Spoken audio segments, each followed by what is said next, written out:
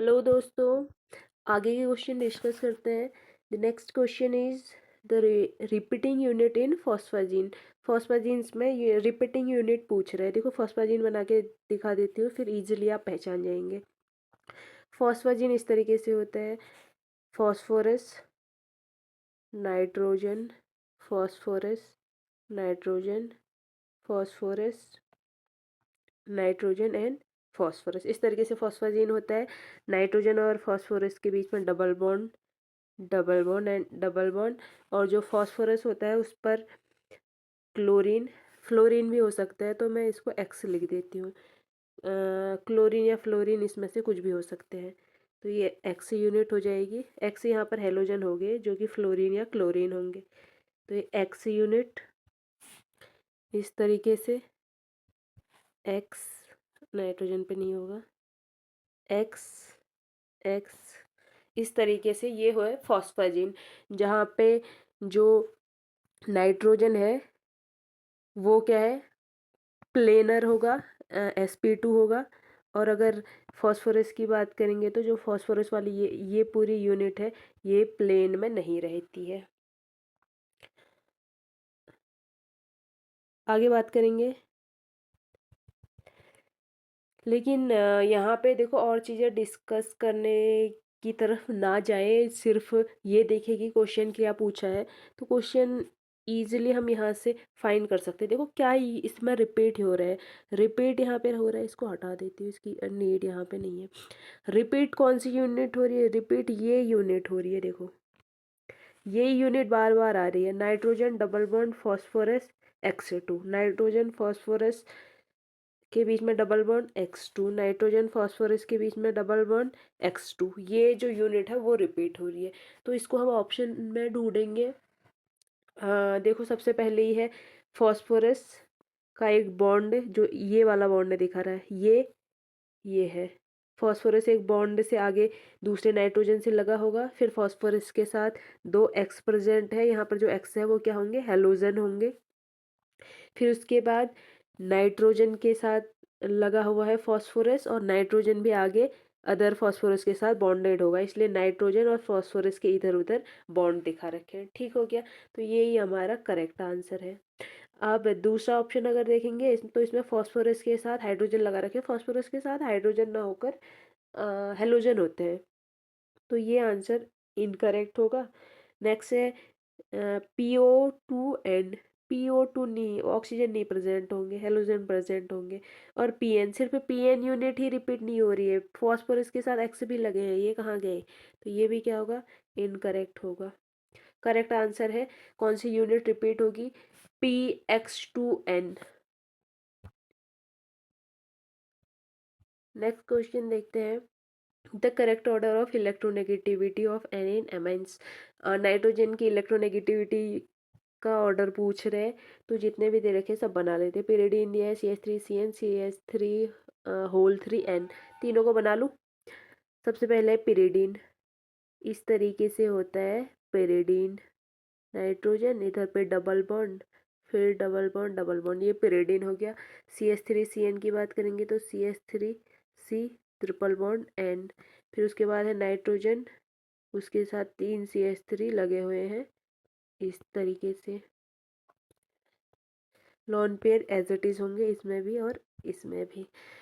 अब आगे बढ़े, देखो अगर मैं इलेक्ट्रोनेगेटिविटी की बात करूँ तो हम GOC में पढ़ते हैं, एक ऑर्डर पढ़ते हैं इलेक्ट्रोनेगेटिविटी का, कि जो इलेक्ट्रोनेगेटिविटी होती है वो SP की सबसे ज़्यादा होती है। क्योंकि SP की सबसे ज़्यादा क्यों होती है, क्योंकि SP में S कैरेक्टर ज़्यादा होता है, और हमें पता है कि जो S होता है उसकी इलेक्ट्रोनेगेटिविटी हमेशा ज़्यादा होती है, क्योंकि वो न्यूक्लियस के बिल्कुल पास में प्रेजेंट रहता है।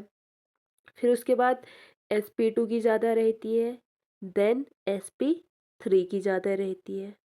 ठीक हो गया, इससे हम देखते हैं कि हमारा क्वेश्चन सॉल्व हो रहा है या नहीं। ये हमारा ऑर्डर है। अब देखो जो ये नाइट्रोजन है, इधर बात कर लेते हैं। ये जो नाइट्रोजन है, इसकी अगर मैं बात करूं तो ये नाइट्रोजन के पास एक लोन पेयर प्रेजेंट है, और 3 सिग्मा बॉन्ड प्रेजेंट है। एक तो लॉन पेयर प्रेजेंट हो गया, 3 इसके पास क्या है, सिग्मा बॉन्ड प्रेजेंट है।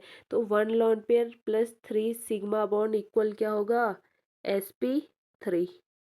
तो यहाँ से क्या मिला हमें, यहाँ से हमें ये मिला कि जो ये वाला नाइट्रोजन है ये है आपका sp3। ठीक हो गया। आगे बढ़े, इस नाइट्रोजन की बात करेंगे। इस नाइट्रोजन के पास देखो एक सिग्मा बॉन्ड है, एक लॉन पेयर है, दो जो पाई बॉन्ड है वो कभी भी हाइब्रिडाइजेशन में काउंट नहीं होते।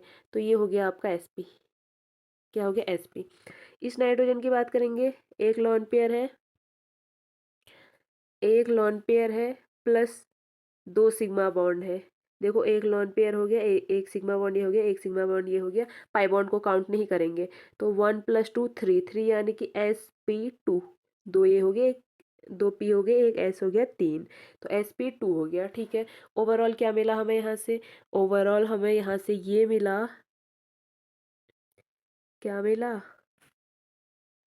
ओवरऑल हमें मिला कि जो ये नाइट्रोजन है ये sp है, ये नाइट्रोजन sp2 है, और ये जो नाइट्रोजन है वो क्या है, sp3 है। तो यहाँ हमारा ऑर्डर क्या होना चाहिए, ये जो है सबसे ज़्यादा इलेक्ट्रोनेगेटिव होना चाहिए क्योंकि sp है, फिर उसके बाद पेरिडीन होना चाहिए क्योंकि sp2 है, और लास्ट में होना चाहिए नाइट्रोजन जो कि 3 मिथिल ग्रुप से जुड़ा हुआ है। तो ये सीक्वेंस ढूंढते हैं। ठीक है, पहले पेरिडीन दे दिया है और जो CH3CN ज़्यादा है उसको बीच में रख दिया है, गलत है। उसके बाद CH3CN ज़्यादा है, ये ठीक है, लेकिन पेरिडीन लास्ट में पहुंचा दिया, ये भी गलत है।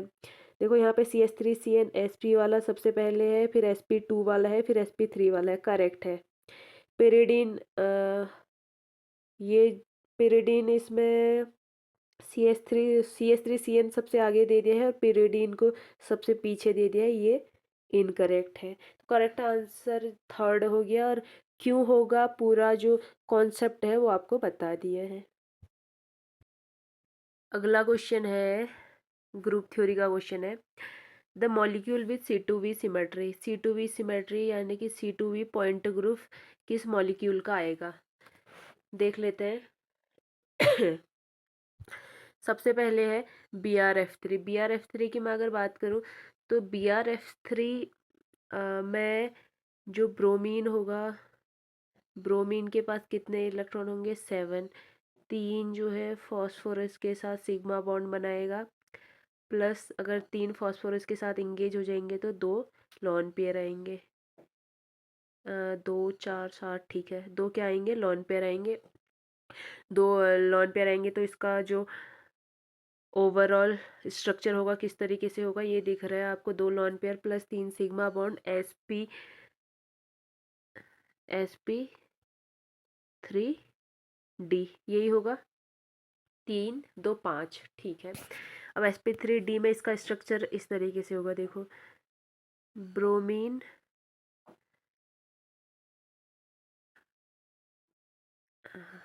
इधर लॉन पेयर, यहाँ आपके पास लॉन पेयर F F और F, इस तरीके से इसका स्ट्रक्चर होगा। अब अगर इसकी आगे बात करी जाए, देखो इतना तो ये हमारे VSEPR से आता है, स्ट्रक्चर कैसे फाइंड करते हैं। अगर आप इसको गलत तरीके से बनाएंगे तो आपका आंसर भी गलत आ जाएगा। अगर आप लॉन पेयर को इस तरीके से अरेंज ना करके आप एक्सियल पे लॉन पेयर डाल लेते हैं और एफ को ऐसे बना लेते हैं तो आपका आंसर बिल्कुल गलत आएगा। तो ये तो यहाँ से स्ट्रक्चर बन गया। अब इसमें देखो, इसमें अगर हम सिमेट्री की बात करेंगे तो सबसे पहले अगर मैं ऊपर से यानी कि जैसे यहाँ पे फ़ोन रखा है, आपके सामने फ़ोन है, फ़ोन के ऊपर से फ़ोन के नीचे की तरफ डलता हुआ, पेन चेंज कर लेते हैं, फ़ोन के नीचे से फ़ोन के ऊपर की तरफ इस तरीके से डलता हुआ अगर मैं एक्सेस डालती हूँ तो यहाँ पे क्या होगा, कोई भी एक्सेस ऑफ सिमेट्री देखने को नहीं मिलेगी क्योंकि ये तीनों एक दूसरे को रिप्लेस नहीं कर रहे हैं। ये दो ऊपर के दोनों एक्सियल पर है और ये जो है इक्वेटोरियल पर है, तो ये एक्सेस तो पढ़ने वाली है नहीं। तो अब हम चेक करेंगे कि कौन सी एक्सेस डाल सकते हैं। अब देखो, अगर मैं इक्वेटोरियल से इस तरीके से अगर एक्सिस पास करूँ तो यहाँ पे क्या होगा, इस तरीके से अगर रोटेशन होगा तो ये C2 रोटेशन करेगा, और C2 रोटेशन में इस F को ये F रिप्लेस करेगा और इस लॉन पेयर को ये लॉन पेयर रिप्लेस करेगा। तो इसका मतलब ये तो हमें कंफर्म हो गया कि ये C2 तो पढ़ने वाली है, तो ये C2 पढ़ेगी, ठीक हो गया। अब इस C2 के परपेंडिकुलर पढ़ने वाली कोई C2 यहाँ पर प्रेजेंट है नहीं, लेकिन इस C2 के परपेंडिकुलर हाँ, पर इसके परपेंडिकुलर C2 नहीं, कोई C2 नहीं पड़ेगी, तो ये सिर्फ C2 ही है। और उसके बाद अगर मैं बात करूँ तो इसके परपेंडिकुलर कोई प्लेन भी नहीं पड़ सकता। इसके परपेंडिकुलर ऐसे अगर मैं कोई प्लेन डालने की कोशिश करूँ इस तरीके से, तो कोई प्लेन नहीं पड़ेगा, क्योंकि प्लेन कब होता है, जब दोनों जो प्लेन पड़ता है उसके दोनों साइड सेम रहती है। तो इधर लॉन पेयर प्रेजेंट है, इधर एफ प्रेजेंट है, तो ये प्लेन तो पड़ने से रहा, तो ये प्लेन नहीं पड़ेगा। अब एक प्लेन हम डाल सकते हैं, कौन सा प्लेन, ये जो C2 एक्सिस डाली है इसी के परपेंडिकुलर, सॉरी इसके पैरेलल अगर मैं प्लेन डाल दूँ, इसके पैरेलल ये वाला अगर प्लेन पड़ जाए, तो ये लॉन पेयर इस लॉन पेयर को क्या करेगा, ये दोनों लॉन पेयर एक दूसरे को रिफ्लेक्ट करेंगे, ये दोनों F एक दूसरे को रिफ्लेक्ट करेंगे। तो यहाँ से क्या समझ आ रहा है कि C2 प्रेजेंट है और पैरेलल पैरेलल प्लेन प्रेजेंट है। पैरेलल प्लेन को क्या कहते हैं, वी पे कहते हैं। तो C2 प्रेजेंट है और वी प्रेजेंट है, यानी कि पैरेलल प्लेन प्रेजेंट है। तो यहाँ पे कौन सा किस तरीके से आपको पॉइंट ग्रुप देखने को मिलेगा, C2V। तो ये तो बिल्कुल करेक्ट आंसर है, जो पहला दिया है यही क्या है, आपका करेक्ट आंसर है। फर्स्ट ही करेक्ट आंसर है, किस तरीके से आया होगा आपने देखा है। अगर मैं आगे बात करूं तो आगे देखो, क्वेश्चन हमारा सॉल्व हो गया है, लेकिन अगर हमें इसकी सिमेट्री कैसे निकलती है ये चेक करना है और आगे प्रैक्टिस करनी है, तो और क्वेश्चन भी हम देख सकते हैं। ये तब ठीक है जब आप क्वेश्चंस की प्रैक्टिस कर रहे हो, तो आप सारे सबकी प्रैक्टिस करके देखा करो। लेकिन अगर वहाँ पर अगर आप पेपर में बैठे हैं तो फिर हमें नीड नहीं होती, हम ऊपर से देखते हैं। आदत यही रहती है कि फर्स्ट से देखते रहते हैं और जिसका है टिक करो, आगे बढ़ो, ठीक है। अब आगे है ICl2-। ICl2- की मैं बात करूँ तो जो I होता है, ICl2 में जो I रहता है, इस I के पास 7 इलेक्ट्रॉन प्लस 1 इलेक्ट्रॉन यहाँ नेगेटिव चार्ज से आ गया, 8 इलेक्ट्रॉन। 8 इलेक्ट्रॉन में से 2 इलेक्ट्रॉन सिग्मा बॉन्ड में गए हैं, तो बाकी कितने बचे, 6। तो 3 क्या बनेंगे, लॉन पेयर बनेंगे। 3 लॉन पेयर बनेंगे तो इसका जो हाइब्रिडाइजेशन होगा sp3d आएगा। हाइब्रिडाइजेशन sp3d आ गया तो क्या होगा, ट्राइगोनल बाइपिरामिडल शेप बनेगा इस तरीके से। ट्राइगोनल बाइपिरामिडल शेप बनेगा, और इसमें हमें पता है कि अगर 3 लॉन पेयर है तो लॉन पेयर हमेशा कहाँ आते हैं, इक्वेटोरियल पे आते हैं। देखो ये चीज़ें VSEPR आपको ग्रुप थ्योरी पढ़ने से पहले पढ़नी है, क्योंकि अगर आपको आइडिया नहीं है शेप का तो आप बिल्कुल गलत करेंगे। क्योंकि BRF3 को अगर आप उस तरीके से, जिस तरीके से मैंने बताया उस तरीके से उसका स्ट्रक्चर ना बना के आप इसका BLC, हाँ, BCl3 की तरह बना देंगे तो आपका आंसर बिल्कुल गलत आएगा। तो सबसे पहले आपको शेप बनाना आना चाहिए, तब आप से ग्रुप थ्योरी की तरफ मूव करेंगे। तो उसके बाद यहाँ पर इक्वेटोरियल पर लॉन पेयर आएंगे और इक्वेटोरियल पर लॉन पेयर आएंगे, तो फिर क्या बचा, तीनों लॉन पेयर एडजस्ट हो गए, बचे हैं 2 क्लोरीन, तो 2 क्लोरीन इस तरीके से आएंगे। तो ये क्या हो गया, लीनियर शेप हो गया। ये लीनियर शेप हो गया, तो इसका अगर मैं यहाँ पे सिमेट्री की बात करूँ, सिमेट्री कैसे आएगी देखो,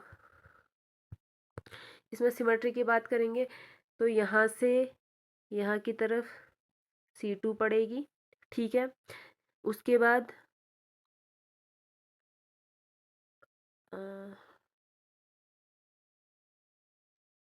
देखो ये जो तीनों होते हैं ना, ये एक दूसरे से 120 डिग्री के रिलेशन में होते हैं। अगर मैं ऊपर की तरफ से अगर मैं ऊपर की तरफ से यानी कि फ़ोन के ऊपर से फ़ोन के नीचे की तरफ को एक एक्सिस पास करूं, तो यहाँ पे आपको देखने को मिलेगा, सॉरी ऊपर से नीचे की तरफ तो नहीं मिलेगा, आई एम सॉरी, मेरी मिस्टेक है। इधर से इधर की तरफ मैं आपको बता सकती हूँ, ये वाला आप इजीली समझ जाएंगे। देखो इस Cl से इस Cl की तरफ मैं C3 पास करने की कोशिश करूँ। ये ऊपर से नीचे की तरफ ही होगा। यहाँ पे जो I है वो फ़ोन के प्लेन में प्रेजेंट है और एक Cl ऊपर है, एक Cl नीचे है। एक Cl ऊपर है, एक Cl नीचे है, तो ऊपर से नीचे की तरफ इस तरीके से अगर मैं एक्सिस डालूंगी और यहाँ पे रोटेशन करेंगे तो ये इसको रिप्लेस करेगा, इधर का इसको रिप्लेस करेगा, इधर इसको रिप्लेस करेगा, तो यहाँ पे आपको देखने को मिलेगी C3। तो यहाँ पे C3 प्रेजेंट है। क्या प्रेजेंट है? C3 प्रेजेंट है।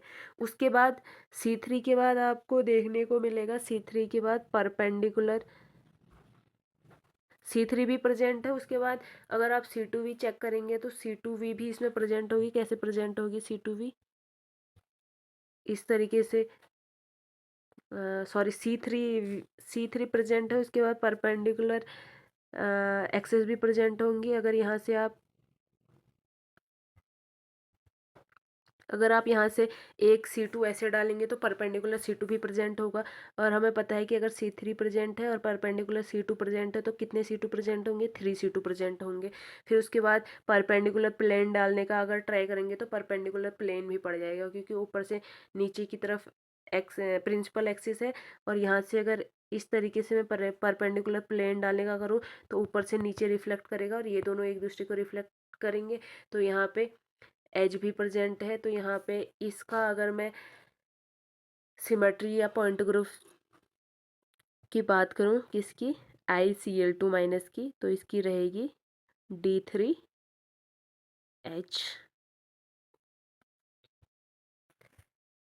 क्योंकि जिसका C3 और परपेंडिकुलर, देखो CN perpendicular n number of C2 या CN perpendicular CN n number of perpendicular CN C2 जहाँ पे प्रेजेंट होंगे वहाँ पे DN प्रेजेंट रहता है। इस तरीके से अगर NO2 प्लस की बात करेंगे तो NO2 प्लस ऐसे होगा, देखो NO2, क्या NO2 इस तरीके से होगा, NO2 प्लस। तो ये लीनियर है, लीनियर का हमें पता है ये तो प्रेजेंट होता है, लीनियर टाइप का ग्रुप है। तो यहाँ पे ये जो ट्रिपल बॉन्ड है इधर भी आ सकते हैं, ये वाला ऑक्सीजन इधर भी आ सकता है, तो ये आपका डी इनफाइनाइट का केस होगा। और डी इनफाइनाइट इधर से इधर की तरफ होगा, यहाँ से ये वाला प्लेन पड़ सकता है, तो परपेंडिकुलर होगा, डी इनफाइनाइट एच इसमें प्रेजेंट रहेगा। आगे PCl3 की बात करेंगे तो PCl3 हमको पता है इस तरीके से होगा, PCl ClCl और ये लोन पेयर। तो ये किसकी तरह होगा? ये अगर मैं इसका दिखाऊं तो ये क्या होगा, यहाँ से पढ़ता हुआ इसमें क्या आएगा? C3 प्रेजेंट होगी और इसके परपेंडिकुलर, सॉरी, इसके पैरेलल क्या होंगे? सिग्मा भी प्रेजेंट होंगे। सिग्मा भी इस तरीके से, सिग्मा भी प्रेजेंट होंगे। यहाँ से इनके ऊपर से आप देखेंगे तो सिग्मा भी प्रेजेंट होंगे। इसके ऊपर रिफ्लेक्ट करेंगे, इसके ऊपर से होगा तो ये दोनों रिफ्लेक्ट करेंगे, इसके ऊपर से होगा तो ये दोनों रिफ्लेक्ट करेंगे। देखो 3D में इसका स्ट्रक्चर देखेंगे तो फिर इजीली समझ आएगा, यहाँ पे लगेगा नहीं कि ये दोनों रिफ्लेक्ट कर रहे हैं।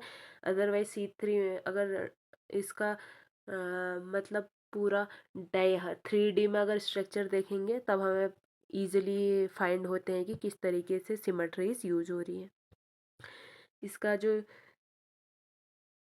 हल्का सा अगर एक्सप्लेनेशन कहूँ तो वो दे दिया है मैंने। अदरवाइज अगर हम ग्रुप थ्योरी पढ़ते हैं तो वहाँ हमें ईजिली सब कुछ समझ आ जाता है और हमारा जो इमेजिनेशन की पावर होती है वो भी इंक्रीज होती है। अगला क्वेश्चन है, which of the following molecule are chiral? इसमें से कौन सा मॉलिक्यूल है जो कि क्या है? कायरल है। कायरलिटी के लिए देखो कंडीशन होती है, कायरलिटी के लिए हमें पता होना चाहिए कि कायरल कौन सा होगा। कायरल मॉलिक्यूल वही होगा जिसमें सेंटर ऑफ सिमेट्री या प्लेन ऑफ सिमेट्री और सेंटर ऑफ सिमेट्री अपसेंट होंगे। प्लेन ऑफ सिमेट्री भी नहीं होना चाहिए, सेंटर ऑफ सिमेट्री भी नहीं होना चाहिए। जिस भी कॉम्प्लेक्स में, जिस भी मॉलिक्यूल में प्लेन ऑफ सिमेट्री और सेंटर ऑफ सिमेट्री अपसेंट होंगे, दोनों अपसेंट होने चाहिए, वो कायरल होगा। और अगर प्लेन ऑफ सिमेट्री और सेंटर ऑफ सिमेट्री में से कुछ भी प्रेजेंट है तो वो क्या रहेगा? ये कायरल हो जाएगा। अब डीएनएच है, डीएनएच में देखो एच है, डीएनएच में एच क्या है, एच प्लेन होता है, एच प्लेन होता है, एच होता है परपेंडिकुलर प्लेन, किसी भी एक्सिस के परपेंडिकुलर जो प्लेन पड़े रहते हैं, तो इसका मतलब प्लेन तो है, प्लेन अगर है तो प्लेन ऑफ सिमेट्री प्रेजेंट है, प्लेन ऑफ सिमेट्री प्रेजेंट होगी तो ये कायरल नहीं होगा। टेट्राहेड्रल, टेट्राहेड्रल को अगर आप खोल के देखेंगे ना तो आपको पता चलेगा कि यहाँ पर देखो टेट्राहेड्रल का मैं बता देती हूँ। टेट्राहेड्रल है जैसे CH4 है, एच एच एच, इसमें से एक वेज पे होगा, एक डैश पे, इस तरीके से एच होगा और एक दो एच प्लेन में प्रेजेंट होंगे, ठीक है। अब यहाँ पे देखो ये इस तरीके से, हाँ, C3 प्रेजेंट होगी, ठीक है। और यहाँ पे क्या होगा, मतलब 4 नंबर ऑफ C3 तो प्रेजेंट होंगी, क्योंकि चारों हाइड्रोजन से C3 गुजरेगी। लेकिन अभी हमने उसमें ध्यान नहीं देना है, ध्यान किस में देना है, C3 तो प्रेजेंट है ही, लेकिन इसके क्या है, पैरेलल प्लेन भी तो प्रेजेंट होंगे। यहाँ एक प्लेन यहाँ से डालो, इधर से अगर मैं प्लेन डालती हूँ तो क्या होंगे, ये वाला प्लेन डालूंगी, ये दोनों रिफ्लेक्ट करेंगे, ये प्लेन डालेंगे, ये प्लेन डालेंगे, ये दोनों रिफ्लेक्ट करेंगे, ये प्लेन डालेंगे, ये दोनों रिफ्लेक्ट करेंगे, ये प्लेन डालेंगे, ये दोनों रिफ्लेक्ट करेंगे। तो इसमें क्या होगा कि प्लेन पढ़ने पर रिफ्लेक्शन देखने को मिलेगा, इसका मतलब प्लेन ऑफ सिमेट्री प्रेजेंट है। तो टेट्राहेड्रल में भी प्लेन ऑफ सिमेट्री प्रेजेंट होती है। CNV की बात करेंगे, CNV अगर आप कोई भी ले लो, कोई भी CNV ले लो, मैं ले लेती हूँ C2V। तो CNV का मैं वैसे ही बता देती हूँ आपको। CNV देखो, CNV को आप खोल के अगर लिखेंगे, CNV को आप खोल के लिखेंगे तो इसका मतलब होता है C एंड इसके पास n number of sigma we present हो गए, ये है CNV। तो यहाँ पर n number of sigma we है, लेकिन यहाँ पर सिग्मा वी क्या है, सिग्मा वी प्लेन ही तो है, पैरेलल प्लेन हो, परपेंडिकुलर प्लेन हो, प्लेन तो है, सिग्मा वी क्या है, प्लेन है, इसका मतलब प्लेन ऑफ सिमेट्री यहाँ पे प्रेजेंट है। तो ये भी आंसर क्या होगा, नहीं होगा, ये भी हमारा आंसर नहीं होगा। अब DN की बात करें तो DN को अगर मैं खोल के लिख बताऊँ आपको, ये है सेंटर ऑफ सिमेट्री भी एब्सेंट होना चाहिए। अगर मैं DN को खोल के बताऊँ तो DN इस तरीके से होता है, DN है, आपके पास CN होगा और इसके परपेंडिकुलर क्या होंगे, n number of perpendicular C2 present होंगे। उसके अलावा यहाँ पर कोई भी प्लेन, ना तो सिग्मा V और ना सिग्मा H, ये कोई देखने को नहीं मिलेंगे। ये होता है DN सिर्फ इतना रिलेशन होता है, इसका मतलब यहाँ पर प्लेन प्रेजेंट है नहीं, प्लेन प्रेजेंट नहीं होगा तो ये क्या होगा, कायरल होगा। प्लेन एब्सेंट है तो ये कायरल होगा और यही हमारा आंसर होगा। अगला क्वेश्चन है, which of the following molecular orbital is ungerade, ungerade कौन सा होगा, अनजीरेट कौन सा होगा, तो अनजीरेट कौन सा होता है, अगर सेंटर ऑफ सिमेट्री की बात करें, किसी भी मॉलिक्यूल या किसी भी कॉम्प्लेक्स ग्रुप, कुछ भी हो, एटम, ऑर्बिटल, किसी भी चीज में अगर सेंटर ऑफ सिमेट्री प्रेजेंट है तो वो क्या होगा, जीरेट होगा, और सेंटर ऑफ सिमेट्री एब्सेंट है तो क्या रहेगा, अनजीरेट रहेगा। इतना हमें पता है। अब बात करते हैं आगे, सेंटर ऑफ सिमेट्री प्रेजेंट होगा तो जीरेट, एब्सेंट होगा तो अनजीरेट। अब सबसे पहले इनमें जो भी दिए हैं उनको समझ लेते हैं। सबसे पहले एस का समझ लेते हैं, सिग्मा एस दिया है, सिग्मा एस दिया है तो एस इस तरीके से होता है, प्लस माइनस इस तरीके से कर सकते हैं, सॉरी प्लस प्लस होगा, प्लस और प्लस वाले इस तरीके से जुड़ेंगे और इस तरीके से एस का फॉर्मेशन होगा। और यहाँ पे देखोगे तो आप यहाँ से इधर की तरफ जैसा इन्वायरमेंट है, पीछे की तरफ भी वैसा इन्वायरमेंट है, इसका मतलब ये जीरेट है। उसके बाद पी की बात करें तो पी इस तरीके से होगा, एक तरफ प्लस एक तरफ माइनस, एक तरफ प्लस एक तरफ माइनस। यहाँ पे अगर इसको बनाए क्योंकि देखो सिग्मा दिया है तो ये दोनों एक दूसरे के साथ जुड़ेंगे। जो इंटरफेरेंस देखने को मिलेगा वो कंस्ट्रक्टिव टाइप का होगा। तो इसमें क्या आएगा देखो, प्लस प्लस मिलेगा तो माइनस और प्लस प्लस मिलके बड़ा प्लस बनाएंगे और माइनस। तो यहाँ से यहाँ भी अगर आप सेंटर ऑफ सिमेट्री देखेंगे तो इजीली ऑब्जर्व करेंगे कि जैसे यहाँ से यहाँ का इन्वायरमेंट है, पीछे भी वैसा ही इन्वायरमेंट है। इसका मतलब ये भी सेंटर ऑफ सिमेट्री प्रेजेंट है इसमें भी। इसका मतलब ये भी क्या होगा, जीरेट होगा। आगे बढ़े। आगे है पाई स्टार टू पी। पाई, देखो पहले पाई की बात कर लेते हैं। पाई टू पी, पाई इस तरीके से होता है। देखो सिग्मा वाला तो एक्सिस में होता है, ये एक्सिस के परपेंडिकुलर होगा। तो इस तरीके से plus plus minus minus plus plus constructive interference हो रही है, इसलिए मैंने प्लस प्लस को साथ में रखा है, और माइनस माइनस को मतलब एक साइड और प्लस प्लस को एक साइड रखा है, क्योंकि कंस्ट्रक्टिव इंटरफेरेंस ऐसे ही होता है। फिर इसमें अगर ये इंटरफेयर करेंगे, हाँ, दोनों का इंटरेक्शन होगा, तो ऊपर प्लस आएगा, बीच में एक नोड बनेगी, और नीचे भी क्या है, नीचे क्या आएगा, माइनस आएगा। अब यहाँ पे देखो, अगर इधर से ऊपर की तरफ देखते हैं, जो इन्वायरमेंट मिल रहे हैं नीचे की तरफ वो इन्वायरमेंट नहीं है, इसका मतलब सेंटर ऑफ सिमेट्री प्रेजेंट नहीं है। तो ये क्या होगा, अनजीरेट होगा। और पूछा क्या है, अनजीरेट है, तो आंसर यही है।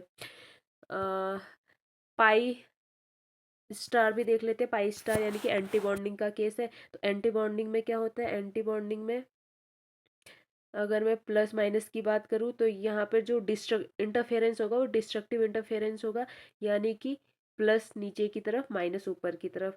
इधर पर जैसे इंटरफेरेंस होगा तो क्या देखने को मिलेगा, क्योंकि सेम लोब जो है अपोजिट साइड में है और अपोजिट लोब सेम साइड में है, तो अपोजिट लोब क्या करेंगे, एक दूसरे को रिपल करेंगे। तो यहाँ पे प्लस इस तरीके से छोटा सा दिखेगा, इधर इस तरफ माइनस छोटा सा दिखेगा, क्योंकि देखो पहले तो कंस्ट्रक्टिव इंटरफेरेंस दी, दोनों एक दूसरे को अट्रैक्ट कर रहे थे, तो एक दूसरे के साथ जुड़ रहे थे, पास में आ रहे थे। लेकिन यहाँ पे डिस्ट्रक्टिव इंटरफेरेंस है, क्योंकि अपोजिट लोब मिल रहे हैं तो एक दूसरे से दूर जाएंगे। पहले ये सीधे थे, अब एक दूसरे से थोड़ा दूर जाने की कोशिश कर रहे हैं। इधर नीचे की तरफ माइनस इधर को दिखेगा और प्लस इधर को जाता हुआ फील होगा। अब यहाँ पे देखो, इस पॉइंट से अगर मैं एक बीच के पॉइंट से देखूँ तो इस तरफ जैसा इन्वायरमेंट है पीछे भी वैसा ही है, ऊपर की तरफ जैसा है नीचे की तरफ भी वैसा ही है। इसका मतलब सेंटर ऑफ सिमेट्री प्रेजेंट है। सेंटर ऑफ सिमेट्री प्रेजेंट है तो इसका मतलब ये भी जी रेट है। तो ये भी जी रेट है, आंसर नहीं होगा। ये तीनों जी रेट है, आंसर नहीं होंगे। पहला अनजी रेट है, वही आंसर होगा। अब इसकी ये तो एक तरीका होता है पूरा देखने का, लेकिन अगर आप ये जो सीक्वेंस है या ऐसे भूल जाते हैं तो इसके लिए एक ट्रिक भी है। ट्रिक क्या है देखो, सिंपल सा है, सब लिख दो। पहले क्या होता है, सिग्मा, सिग्मा जी, पहले सिग्मा बॉन्डेड होगा, फिर उसके बाद सिग्मा एंटी बॉन्डेड, फिर उसके बाद पाई बॉन्डिंग, फिर पाई एंटी बॉन्डिंग। ठीक है, आगे डेल्टा फाई में भी ऐसे चलते जाता है। ये जो होता है सिग्मा, इसमें मैं अगर बात करूँ तो ये रहते हैं जीरेट, सिग्मा स्टार रहेगा अनजीरेट, जो पाई है वो भी अनजीरेट जीरेट। तो इसी तरीके से आगे भी सीक्वेंस बना रहेगा, जीरेट जीरेट अनजीरेट अनजीरेट जीरेट जीरेट अनजीरेट अनजीरेट जीरेट, ऐसा सीक्वेंस बनते रहेगा। तो इस तरीके से अगर आपको देखने को मिलेगा तो आप वहाँ पे सॉल्व कर लेना। और अगर आपको ऐसे थोड़ा कंफ्यूजिंग लगता है तो आप इसके याद करने का पैटर्न ऐसा भी रख सकते हैं। कैसे, सिग्मा पाई डेल्टा फाई, इनका कैसे रहेगा, जीरेट अनजीरेट जीरेट अनजीरेट। फिर sigma star pi star delta star phi star, इनका कैसे रहेगा, यहाँ जीरेट था तो इसमें अनजीरेट आ जाएगा, अनजीरेट जीरेट अनजीरेट जीरेट। ये सिर्फ ट्रिक है, ये आप तब फॉलो करेंगे जब आपको लगेगा कि आपके पास क्वेश्चन सॉल्व करने के लिए इतना टाइम भी नहीं है और आप इसमें बिल्कुल श्योर है। मुझे श्योरिटी के साथ ये पता है कि मैं यहाँ पे मिस्टेक नहीं करूँगा, तो आप इसको सॉल्व कर सकते हैं। अदरवाइज जो पहले मेथड समझाइए उस मेथड से भी आप question. The element with atomic number 118 as per electronic configuration in periodic table is, ये कह रहा है कि जो 118 एटॉमिक नंबर वाला एलिमेंट है वो periodic टेबल में कहाँ एग्जिस्ट करता है। तो periodic टेबल में वैसे तो नॉर्मली क्या होता है कि बहुत लोगों को याद होते हैं, लेकिन हमेशा जो एटॉमिक नंबर है वो हमें याद हो ऐसा ज़रूरी नहीं है, क्योंकि इतनी बड़ी periodic टेबल है, उसमें कहीं पे अगर हम भूल जाते हैं, थोड़ा आगे पीछे कर लेते हैं, तो गलती के चांसेस ज़्यादा है। लेकिन यहाँ पर जो नोबल गैस का कॉन्फ़िगरेशन है ना, वो हमेशा याद होना चाहिए, क्योंकि जो भी हम इलेक्ट्रॉनिक मतलब एटॉमिक नंबर निकालने या किसी भी इलेक्ट्रॉनिक कॉन्फ़िगरेशन को निकालने के लिए जब हम मेथड्स देखते हैं, तो हम कई बारी जो नोबल गैस है उनके मेथड सॉरी उनके एटॉमिक नंबर के हेल्प से आगे के एटॉमिक नंबर निकालते हैं। जैसे कैसे, अगर मैं देखूँ हीलियम का 2 है, सिर्फ एग्जांपल ले रही हूँ, ऊपर के तो याद रहते हैं। हीलियम का 2 है और इधर हमें पता है कि हाइड्रोजन के बाद लिथियम है, फिर उसके बाद बेरिलियम है। और अगर मेरे से बेरिलियम का पूछा जाए, तो हमें पता है कि पहले वाले में इधर लास्ट में 2 में ख़त्म हो रहा है, और ये फिर उसके बाद अगली लाइन में दूसरे नंबर पर बेरियम है, तो 2 के बाद 3 4, तो इसका क्या होगा 4। तो इस तरीके से कई मेथड हम यूज़ करते हैं एटॉमिक नंबर निकालते टाइम। लेकिन वहाँ पर हमें एक चीज़ की नीड होती है कि हमें हमेशा जो नोबल गैस की कॉन्फ़िगरेशन है वो तो एटलीस्ट याद होनी चाहिए। तो मैं एक बारी नोबल गैस की कॉन्फ़िगरेशन बता देती हूँ। जो नोबल गैस के कॉन्फ़िगरेशन होते हैं, अगर उनकी बात करें, तो ऊपर होता है helium, neon, argon, krypton, xenon, radon, इस तरीके से होता है। इसका अगर इलेक्ट्रॉनिक एटॉमिक नंबर देखें, 2, 10, 18, 36, 54 और 86। फिर उसके बाद होता है ओ जी, ओ जी, ओ एन, ओ जी या ओ एन, मेरे को एग्जैक्ट याद नहीं आ रहा, आप देख लेना। ऑग्नीसियम कहते हैं इसको। इसका होता है 118। ये भी नोबल गैस ही है, जो कि लास्ट में प्रेजेंट रहता है।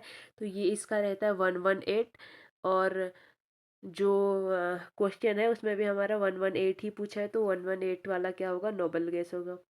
फिर अगर ये नोबल गैस नहीं भी होता, तो याद हमें सिर्फ नोबल गैस के करने हैं। नोबल गैस की हेल्प से हम अदर के इजीली निकाल सकते हैं, क्योंकि हमें ये तो पता होता है कि कोई भी एटम एस ग्रुप में है, डी में है, एफ में है, कहाँ पे प्रेजेंट है, उसकी पोजीशन बिल्कुल याद होती है। एटॉमिक नंबर हम इनकी जो ये नोबल गैस के कॉन्फ़िगरेशन है, नोबल गैस के एटॉमिक नंबर है, इनकी हेल्प से इजीली दूसरे के जो एटॉमिक नंबर है वो